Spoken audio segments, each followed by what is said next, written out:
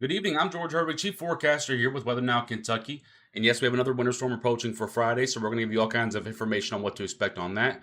Of course, we'll give it about a minute and a half before we dive into that information. So if you would not mind while we're waiting, tap that share button at the bottom portion of your screen. Get this video out onto your news feed so that way your friends and family can find it and view it and get up to date on what to expect. That helps us grow as well. So thank you guys very much for your help with that. We appreciate all of you that do that. Of course, make sure you say hello as you come into each broadcast, whether you're on YouTube or Facebook tonight. So we can make sure we say hello to you there as well. We're in more of a nighttime camera mode tonight because my eyeballs are hurting from looking at the screen so much this week. So bear with me. I hope you guys can see me okay still. But yeah, we're kind of in a nighttime mode tonight, if you will. I'm gonna turn the light just a little bit. You see me a little bit better there. Christy, hello. Caitlin, hello. Lisa, good evening to you. Louise, hello on Facebook. We appreciate that. Zachary, Gubby Records. Alex and Audrey on YouTube, hello. How are you guys doing? Christy, Anissa, Cassidy, Kyle, Amy, Mallory, Linda, Shelly, thank you all for all the shares on Facebook. Once we get to about 75 shares, you guys know it's our usual go.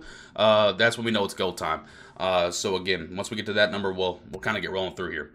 Again, we want to make sure everyone gets enough time to hop into the broadcast, get settled in, and get the information, so on and so forth.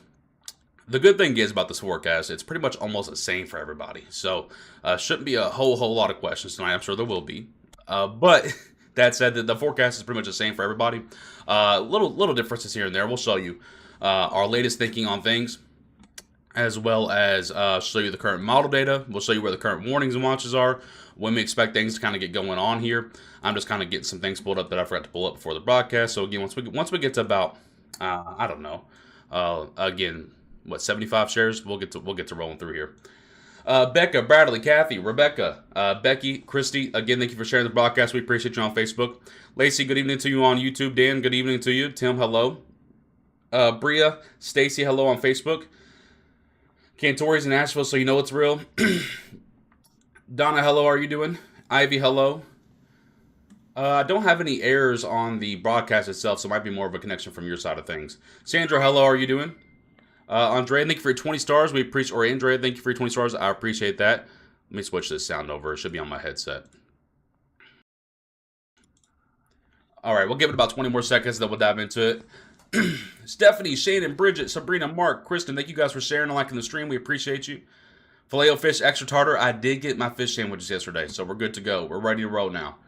Jules, hello on YouTube. Good evening to you. Almost said good morning. I am so my self calendar is, or my, however you call that, whatever, you guys know what I'm talking about. It's all out of whack right now. Stephanie says hello from Mayfield, Kentucky. Stephanie, I got some good news for you guys out there in Western Kentucky. You guys are going to like it for you snow lovers there. Don, good evening to you. Brandy, hello. Keaton, hello. Okay, let's go ahead and dive into the information here. We're at the 4-minute mark. I want to make sure I don't take up too much of your time tonight. For those of you that are just now joining in, you have not missed a thing. We have not started. We are just now beginning our information spill here. We're going to look at the newest model data. We're going to look at our newest forecast, look at where the current watches and warnings and all that good information is set up. So once again, I'm George Herbig, Chief Forecaster here with WNK. I appreciate all the shares and likes that are on the stream. All those Stardom Nations, Amy, Jonathan, thank you guys for your big Stardom Nations there. We appreciate you guys. Let's go ahead and get started on the info here. So pulling up our main screen here, look at the scope of this thing before I actually dive into our neck of the woods. Look at the scope. Wow, another big one, right? Remember, our Sunday-Monday system was a massive storm as well. It was more from the northwest and then down here toward us and then up the northeastern coast there. This one's kind of a little bit of the opposite, from the south central up into central portions of the United States, and then going out to the East Coast. But once again, another big-time winter system. And I'm telling you guys, this is not our last big-time winter system. It's not. The window remains open, quite honestly, through the end of January. So once again, just a little, I guess, teaser, if you will. Not really a teaser, just giving you the information. But the window for I think, I was thinking about it today, and I think this January is trying its best to make up for the last 8 winters in Kentucky. The last 8 winters have been from the majority of Kentucky. Now, of course, Eastern Kentucky, you have been in a lot of the action the last few years. But Central and Western Kentucky's, it usually ended up in a cold rain or just pure sleet on a lot of things. And so for a lot of folks, this is by far the biggest winter in 8 years. And if we keep going, I mean, this could be one of the biggest winters since we hit the 2000 mark, right? So I don't know what is happening. I mean, I do, but the thing, I'm just it's throwing me off a little bit because, again, every winter we end up getting let down.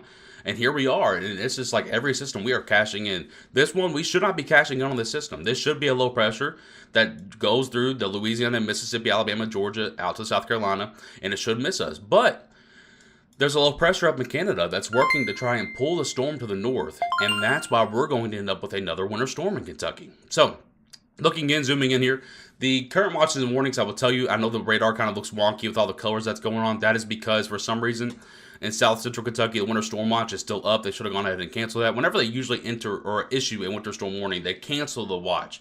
They never ended up doing that, and so that's why you see some different colors here. But nonetheless, everyone in Kentucky is pretty much under a winter storm warning, with the exception of northern Kentucky and northeast Kentucky, where the blue areas are. Where the blue areas are, you are under a winter weather advisory, which is just once again just one step lower than a winter storm warning. And I agree with that. Our forecast kind of matches that as well. So once again, despite all the wonky colors here, these are all for the same thing: winter storm warning, winter weather advisory in blue. All right, now, is it cold enough to support snow? I think so. I think so. So one of the big questions we usually have with almost every winter event that we have here is, are we actually going to be cold enough to support snow? Obviously, the answer this time is yes. There's no question about it. This is not something we're going to be battling. Warm temperatures or cold temperatures, that's actually going to be taking place in southern Tennessee this time. And despite Gulf of Mexico warmth and moisture surging to the north, we're not actually going to have that battle here. And it's been a long time since we haven't had a temperature battle. So that's one thing we can stress about a little bit less, is once again that temperature battle. I did have timings made here, but for some reason my image didn't save. So we'll come back to that in a little bit. We'll actually go into the model data now. Before I do get in the model data, I do want to show you there is one thing that is kind of unpredictable with this event. Now, we are working our hardest. I'm actually going to switch to a full display here so I can break this down a little bit for you. All right. We are working our hardest to try and figure this out. Each model has a different idea about how this is going to work, but I know this map looks actually really crazy. But basically what this map shows us is how the height is changing several thousand feet above our heads, technically called the 500 millibar layer. And this is super important because this is going to tell us if the storm is going to get pulled north or if it's going to get pulled east or a little bit of both. So I want to draw your eyes to the two blue blobs that you're seeing. That's where your low pressures are.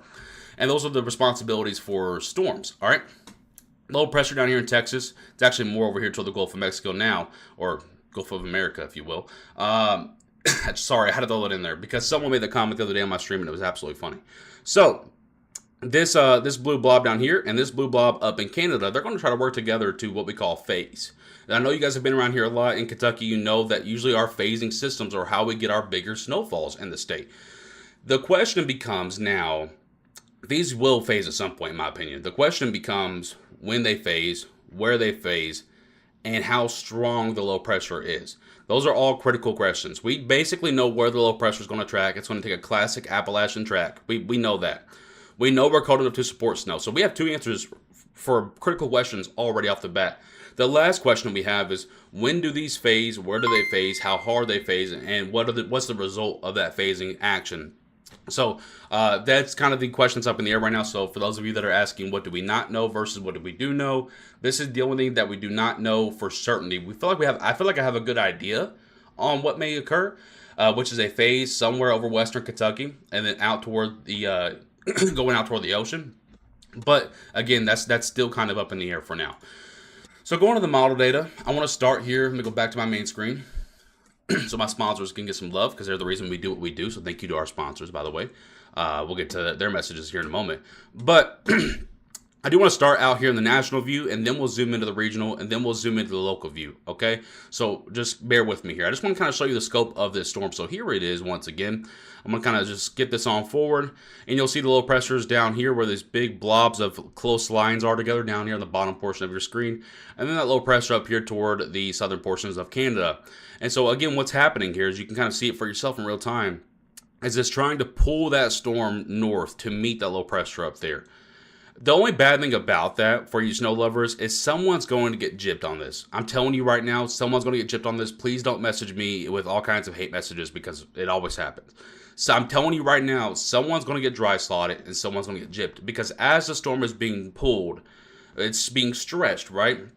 And as that occurs, some dry air is going to try to move in and cut down on some of the moisture totals. Everyone will still see snow, but there's going to be someone that ends up with 2 inches of snow that should have ended up with 4 or 5 inches of snow. So if that happens to you, please don't be mad at me, because I'm telling you right now, I'm warning you right now, that is absolutely going to happen. All right? So just wanted to put that out there so no one yells at me in a couple of days. That we do know that's going to happen, but it's impossible to forecast exactly where that's going to happen. All right? Advancing this forward, low pressure gets going out of the Gulf there, and there's your low pressure out of Canada. Now it's sinking a little bit more south, again, trying to meet up with the two. They're never going to actually meet on the surface, but they will try and meet way up above where we can't even see. All right? As it occurs, once again, you kind of see it for yourself here. So take an imaginary moment, if you will, and draw a line from this outer band to this outer band. Ideally, in a perfect world, all of this in between would be filled in with moisture. Let me go ahead and pull my pen out. Where is my pen? There you are. Let's use the yellow one. So again, we don't have to imagine. We can just do this. This all right here on the left side of this yellow line should all be filled in with moisture. These are dry slots. We do expect that these will fill in as it gets closer to Kentucky once those low pressures kind of face together like we talked about. And once the moisture gets pulled from the Gulf of Mexico to the north, those dry slots will fill in at some point. Again, it's just a matter of when, where, how fast, so on and so forth. It makes all the difference whether you get 2 inches or you end up with close to 6. So again, we do know that's going to happen. But once again, it's really, really hard to forecast that until we get to within about 6 to 8 hours. All right, advancing this on forward. Again, that dry slot does eventually fill in a little bit toward, let's say, the I-65 area. And then it's a full-on light to moderate, sometimes even heavy, especially if you're close to the Kentucky-Tennessee border. Heavy snow expected down there. And then, again, as it's moving east, you kind of see some of these lighter blues starting to work in, almost whites. That's the dry slot trying to work itself back in. So we're going to have a constant battle between dry and moist air. So it's really not the battle of cold and warm this time. It's the battle of dry and moist. We have polar air diving into Gulf warmth and Gulf moisture. It's going to be a battle. All right, we do know that with our last event on Sunday, Monday, we also had this battle. The Gulf moisture absolutely whipped the butt out of the polar air. It was not even a question. The Gulf moisture won without a question. This one's a little bit different because the low pressure, if you remember from our last Sunday to Monday event, that low pressure was up in West Tennessee going through Kentucky. This low pressure is actually down toward the Gulf of Mexico. And there's another little mini low pressure, if you will, if you can kind of imagine it once again, on the eastern side of Tennessee toward the Carolinas. All right. So, again, the low pressure is a little bit further south. So we do expect the cold air to actually win this time, the dry air to win a little bit, if you will. Advancing this on forward. Actually, you know what? I'm going to kind of zoom into the regional view this time. So kind of giving you a closer view of Kentucky here. I'm going to advance this forward to about Friday at about 2 to 3 a.m. Eastern time. This model doesn't have it coming in at this point. I do think that this model is a little bit behind. I do think by about 2 to 3 a.m. you'll start to see it knock on the western Kentucky border there. All right. Again, it all comes down to that dry slot. You can kind of see here for yourself all this jaggedness right here. These are dry slots. All right. Again, imaginary line here. This would all be filled in. Like a nice symmetrical shape. But again, these are dry slots. All right. Kind of like down here. If you look down to the bottom portion of your screen, see how it's all filled in? Nice and smooth. Up here, a little bit more jagged. That's the dry slot. All right. Advance this on forward. This is valid for Friday about 4 to 5 a.m. once again. Has it kind of stalling in Missouri, but we do know that if I go over here and turn on this radar, let me turn off these warnings real quick so we can kind of see a little bit better here. But if I go over here and turn on the radar toward Missouri, yes, we do see the dry slot, but it's a more advanced storm than what the model had it at this time. So again, this is valid for about right now. And we see that the model does have the jaggedness here, but if we come over here to the actual radar, it's a little bit more filled in. So the dry slot is still apparent, but it's a bit more filled in. Whoa, Pro Rancher with the 5 gifted memberships over on YouTube. Thank you very much. I appreciate that. You all just got free ads on YouTube, or free no ads for our stream. Thanks to Pro Rancher. Thank you. I appreciate that. Wow, that's the first time ever. Sorry, that one caught me off guard. That was the first time it's ever happened to me. Thank you, Pro Rancher. I appreciate that kindness so much. But once again, we do see that the current dry slot that's displayed from this model at this current time is actually a bit more filled in. So that's why I think it'll be a little bit faster on its approach to Western Kentucky than what the model is showing. So moving this on forward, I'm going to scoot this in a local view now that I got that out of the way. You'll see the time frames a little bit better here. So this is valid for, back us up a little bit, for 6 to 7 a.m. Again, still shows a dry slot. This might be a bit more filled in at this point. This might be a little bit drier. Again, we have to kind of just wait and see on that. Unfortunately, I know I hate to give you guys that answer, but when it comes to dry slots a little bit, you kind of almost have to wait and see a little bit. All right. Advance this forward to 9 a.m. to 10 a.m. That light snow line is now approaching the I-65 corridor, but if we look down here to the Kentucky-Tennessee border, like Hopkinsville, approaching Bowling Green, exiting Murray, and even behind the Paducah area over toward Cape Girardeau, a little bit more of a moderate snowfall occurring there. And then as we go toward the noon time frame, this is when things really begin to tick up. So people are going to ask me, hey, when should we be off the roads? Hey, when should we stop traveling? I think you could travel through the first little bit of snow. It'll be light. Now, of course, you might have some visibility impacts. Got to keep that in mind. But I think that, again, by that noon to 1 p.m. time frame, you should absolutely be off the roads if you can. Snow is, of course, not as slick as... dude, y'all are being so generous in the chat. I'm sorry. I'm trying to go through my analysis here, but I'm seeing donations on YouTube. I'm seeing subscribers on Facebook, stars everywhere. You guys are being extremely generous. Thank you very much. I'm trying to get through my analysis, and I'm looking over, and it's just lighting up. Thank you, guys. I appreciate you. I'll get to all of you here in just one moment. But once again, a lot of you are going to ask me, when should I be off the roads? Noon to 1 p.m. if you're I-65 to west. If you're I-65 to east, it's places like Lexington, Somerset, Pikeville. As you can see, the snow hasn't arrived to you yet. So your time to be off the roads is probably closer to 3 to 4 p.m. All right? So, that said, kind of got that covered there. Going to get back into the time frames.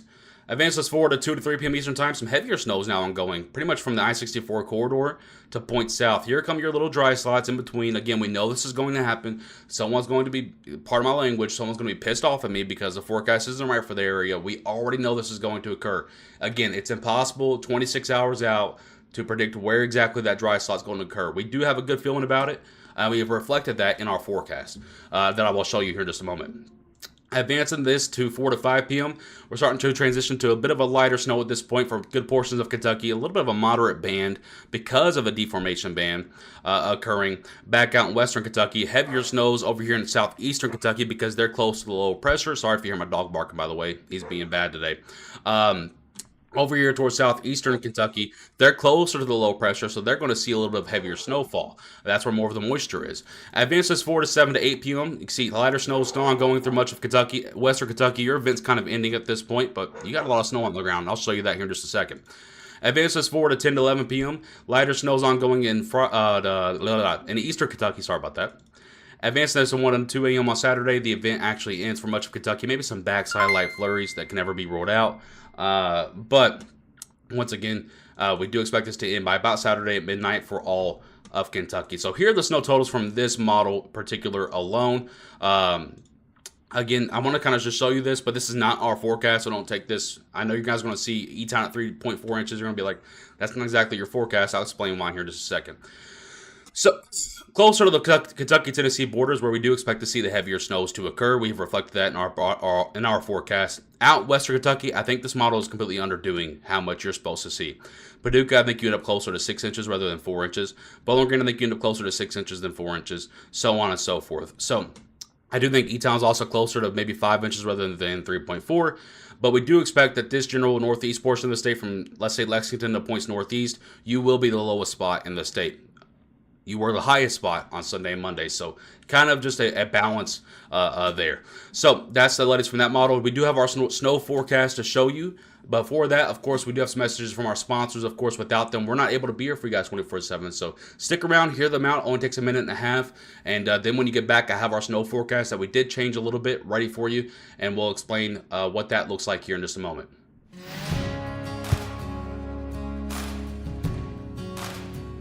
I enjoy seeing things grow. It's a fun process to be able to put a seed in the ground and seeing what comes from it.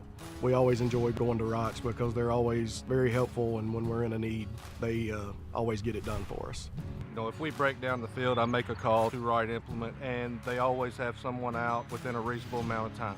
I've been working with Right Implement for several years and wouldn't recommend any other dealership.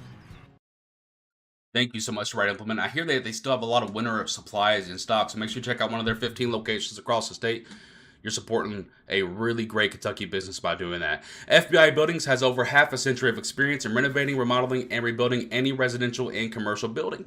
They also can give your pole barns new life. If any disaster hits or any remodeling or renovation plans that you may have come up, make sure you go to FBIbuildings.com for a free quote. They are a phenomenal business that's stretching across a lot of the country here, and specifically in Kentucky, they've had phenomenal tracks of approval. So make sure you check them out. We appreciate them. Thank you to FBI Buildings. Finally, Digital Solutions in Radcliffe, Kentucky is a family-owned tech shop. Be sure to repair or purchase a device from them and keep the business local. You see the theme here. Thank you to Kayla and her team for supporting W&K, and thank you to all of our sponsors for allowing us to be here for all of you guys 24/7. Without them, there is no W&K. So thank you again to all of them. We appreciate them. I'm going to show you our snowfall forecast now, and then we'll get to some of your questions. Pulling this up on your screen here. Why is that so zoomed in? What in the world? And it won't let me zoom in out at all. Okay, this is really cool. I love when stuff doesn't do what it's supposed to do. Trying to squeeze all this in here. Hang on.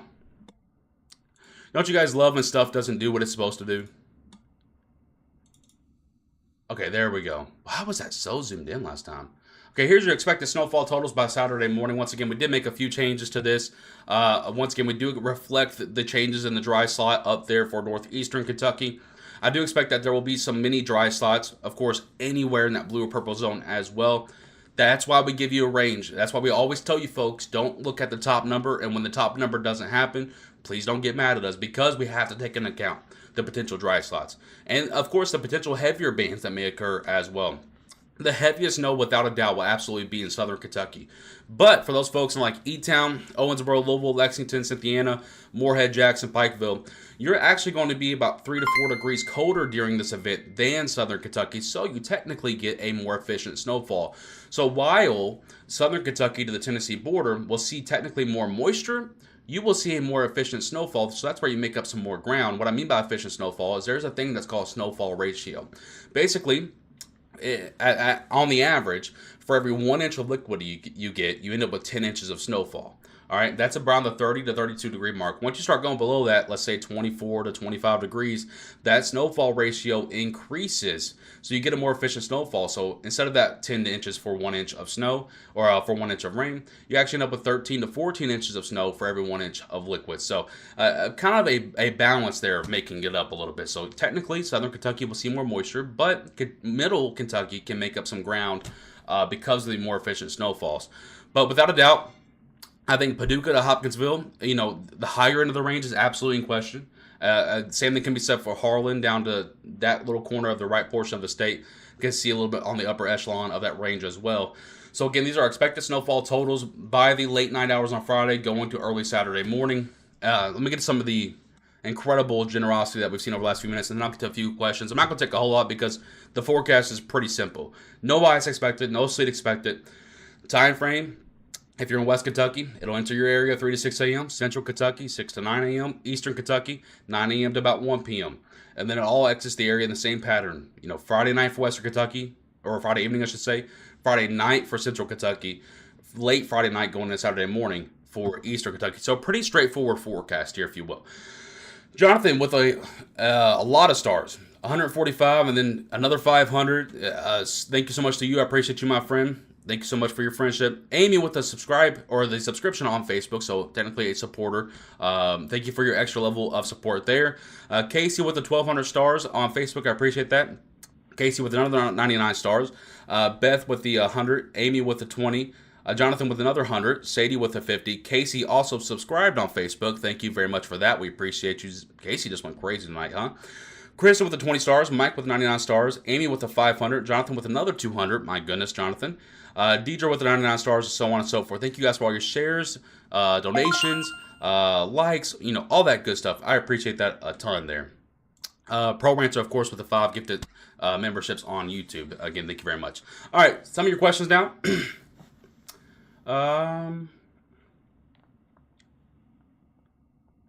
Again, I don't think Sunday snow is being way too upplayed. We're not even going to talk about Sunday snow. This is specifically the forecast for late Friday night, Saturday morning, 3 to 6 inches of snow. Let's see here. Pro Rancher on YouTube says you did a great job on the ice and snow from the last few days. Very accurate. I appreciate that. Thank you so much. Again, Kat, with it being just a plain snow, it shouldn't be terrible. But again, while the event's actually going on, of course, it's not going to be too pretty outside. And of course, you have to remember we're going to be in the mid-20s, crashing down to the low 20s, upper teens after the event is over. So roads are not going to be too pleasant to drive on. But I do expect that by Sunday morning to Sunday afternoon, roads should clear up a little bit, and so we shouldn't be as stuck, if you will, as this last event. But of course, while the event is going on, do not get on the roads. Snow is still slippery. It's not as slippery as ice, of course, but snow is still slippery. And of course, with the snow, you have reduced visibility rates. So a bad mixture of travel conditions.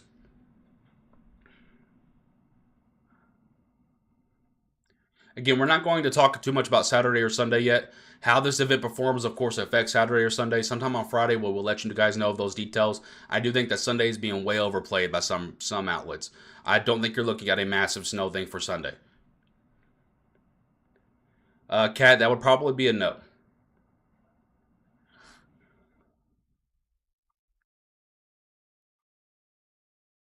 Cave City's kind of on the border of the 3 to 6 to 4 to 7, but again, the ranges are so close, guys. I could have almost put a 3 to 7 inch range on the entire state and just called it a day.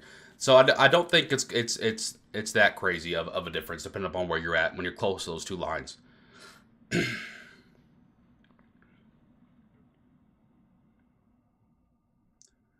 Yeah, Crystal, I was seeing some of the roadways today in Louisville, and it kind of surprised me a little bit. Thank you to all the new subscribers on YouTube, by the way. I'm seeing a lot of new subscribers coming in. Thank you for hitting that subscribe button. I appreciate you. Cheap shot, not really. Not really. I don't see a point where we go above freezing. Michael, I don't want to cause more confusion. That would cause more questions than answers, my friend. Trust me.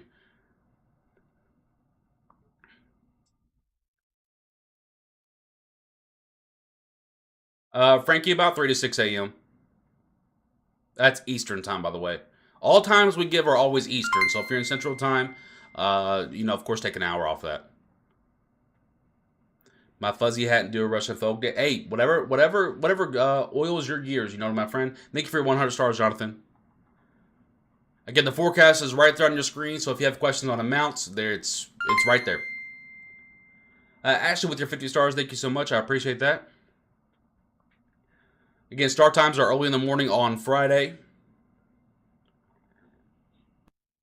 Yeah, Kara. So I mean, if this phase is faster, you're talking about more snowfall for everyone. We'd have to up these numbers. But as of right now, this is where we're at. Crystal. Again, I'm hoping by Monday.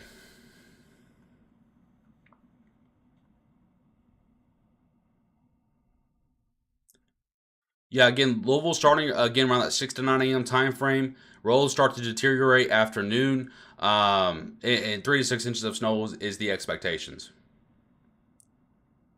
Andrew, we do not cover Virginia, my friend. This is a Kentucky channel.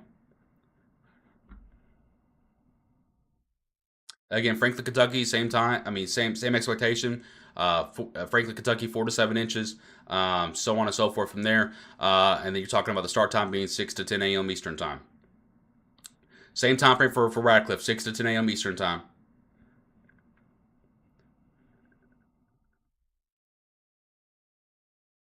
Yeah, the sun did help a little bit today. The frozen fog that we saw last night set a few people back, but the sun that came out today helped a little bit on the power lines.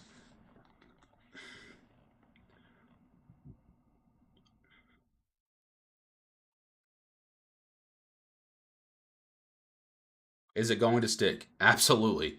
We're going to be in the mid-20s. It's going to stick. You got to remember, guys, we've been below freezing all week long. Almost as soon as this thing starts. It's not your typical Kentucky snowfall. It usually takes an hour or so to stick. I mean, this is going to take probably about 5 minutes. It's not going to be... this is not a question. This is not a question. This is happening. Olivia, thank you for your 50 stars. I appreciate that. I don't think so either, Mike. Unless you get dry sodded, and then the conspiracy theorists are going to run rampant. Daniel, thank you very much. I appreciate that. Well, Lisa, the fun fact on that is frozen fog has not occurred in Kentucky since 2010.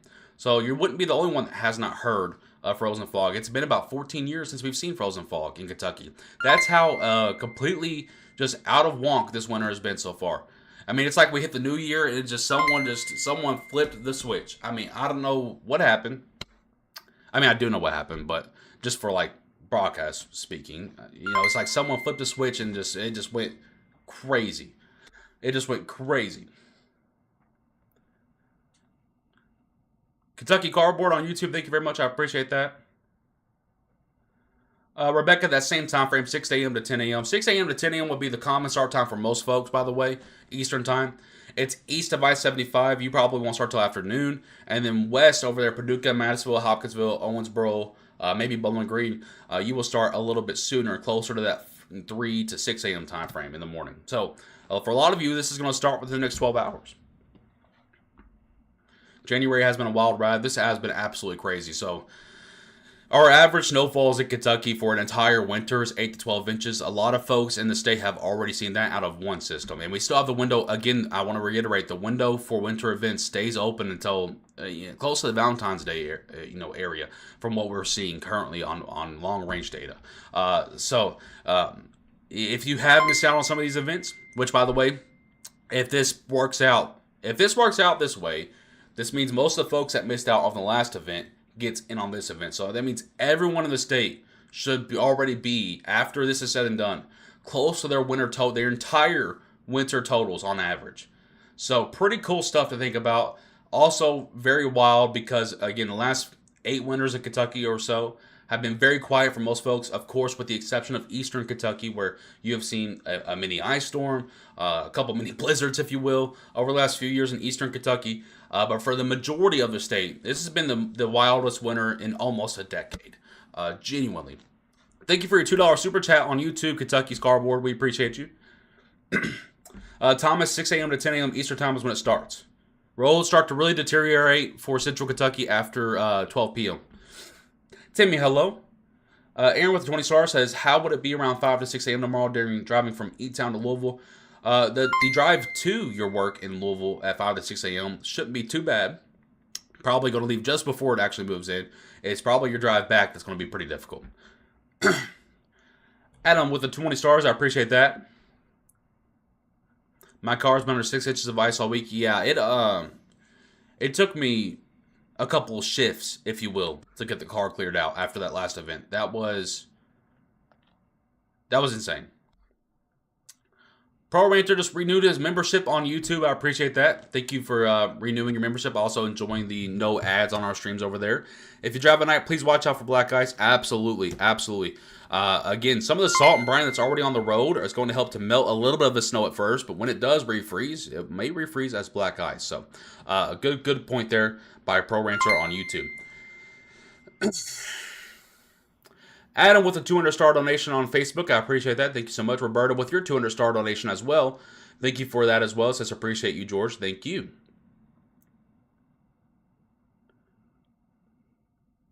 The road crews, that is a great point, by the way. I did mean to mention that. The road crews have been phenomenal. But even on a different level, the linemen and the linewomen during that Sunday and Monday event, that was some of the most incredible work that I have seen during a winter event like that level in Kentucky since I can remember. I'm watching the power outage website, and I'm watching outages go up. And then at the same time, I'm watching them go back down. And I'm watching them go up, and I'm watching them go back down. During a typical event, we would just see them just skyrocket. But you can see in real time on the website, they were fighting. They were fighting Mother Nature, and they were winning. I made the comment several times to a couple of my close friends and a couple of the people that we partner with. We should have absolutely seen more power outages occur. We absolutely should have seen more. I'm driving around Radcliffe going to Walmart on yesterday. Yesterday was the first time I left the house, Wednesday. We've been busy here, obviously, so we haven't really left and gone too much. But it's the first time I've gotten out and I drove around and actually looked at it myself. And there was still an incredible amount of ice on power lines here in Radcliffe. And I'm just thinking to myself, man, how the heck did we only lose power for 2 hours at night? You know, so real quick shout out to our linemen and our line women and all those folks that take care of our power emergency crews that got them paths to the power lines. Incredible effort on that last event. Cody, no, can't do it. Can never trust the internet, my friend. So, that said, I think we've hit a good point to go ahead and wrap up the broadcast. Once again, I'm going to kind of do a real quick recap for those of you that may have just hopped on. This is our snowfall forecast by Sunday or by late Friday night going into Saturday morning. We do expect that this will be the result. Pretty common, I don't want to say this because that said, something's going to change inevitably. Pretty easy forecast so far. Again, I'm going to say that now something's going to change. Pretty straightforward forecast though. Not expecting any ice, any sleet, any rain. This is a pure snow event, and we do expect the heaviest of snow to be toward the southern Kentucky to Tennessee border there. I'll go back over here to our radar from WeatherWise, and I will kind of just draw here. Let me use their drawing tool on WeatherWise. By the way, if you haven't installed WeatherWise yet, weatherwise.app, it's right there on your screen there. Phenomenal radar. Phenomenal. I mean, and it's free. You will never find, I'm telling you right now, you will never find a better radar that has more to it for free than WeatherWise. And they have outlooks from the from different let me go to my full display here. I know I'm kind of doing a hashtag ad right now, but I'm going to tell you the timings and stuff here in just a second as well. But they have different outlooks from the SPC for severe weather, from the WPC when it comes to rainfall, from the WPC when it comes to snow, impacts to expect from the WPC, CPC, climate, temperature outlook, drought outlook. Again, you're not going to find more things. And eventually, they have some more things I can't really talk about down the road coming. But again, you guys need to download this radar, weatherwise.app. And it's technically a professional radar too, so it's a really, really high tech radar. I mean, it is good stuff. I can't say enough good words about it. So let's go ahead and use our drawing tool here, and I'll tell you that this area you should start between 3. I can't really write the drawing tool. 3 to 6 a.m. This area you should start between 6 to 9. This area you should start around the 12 time frame, and in this area you are after 12, probably closer to 1 o'clock. All right, I know it kind of looks wonky there, but the job's done. The job's been done. Again, thank you to everyone tuning in. We appreciate you guys. Again, this is the timing to expect things. Pull us back over to radar. By the way, if you are wanting to look at their radar, I'm not sure how to show you on mobile, but you would just click one of these radar sites here. So if you're in E-Town, you click the one closest to you. And then if something's there, it'll pop up. If you're in Paducah, you click this radar site here. This is a professional level radar, so it's not like something you could just throw up and it'll work immediately. This is a professional super res reflectivity radar here. And then down here in the bottom left, this is where you have all of your different things you could choose from. So for a snow event, you would pick precipitation type, and it would tell you what precip type is coming down. Let's go ahead and go out here to like maybe Arkansas and look out there. They have a big time event going on. Also, if there's a storm chaser in our area, you can click on the little picture there, and you can watch a live stream of what is actually happening falling on the ground there, as you can see right here. Really, really cool stuff, and it's freaking free. It's freaking free. I can't get over that. It is free, so make sure you download it, share it to all your friends. Again, I know they're technically a sponsor of us, but even if they weren't a sponsor of us, I can't say enough good words about where the direction that this radar is heading. So once again, if you all want to look at the radar, you can click those little dots, those radar sites that is closest to you. So if you're in Irvine or Jackson or Hinman or Manchester, you would click that radar closest to you. It would show you what's going on in that area. Now again, it says it's snowing there, but a lot of this is probably not hitting the ground, so on and so forth. So this is a professional radar. So let's take a little learning for you, but again, I think it's well worth it. It's freaking free. I just can't get over that this is free. I'm telling you, and I'm just gonna go. I'm gonna come out and say it. We used to use Radar Omega, and for the same thing that this would give us, it cost us $40 a month. $40 a month. And it didn't look nearly as good as this radar does. And it didn't have the outlooks and stuff. So the fact that this is free is always blowing my mind. Always blowing my mind. So that said, that's going to wrap up our broadcast here.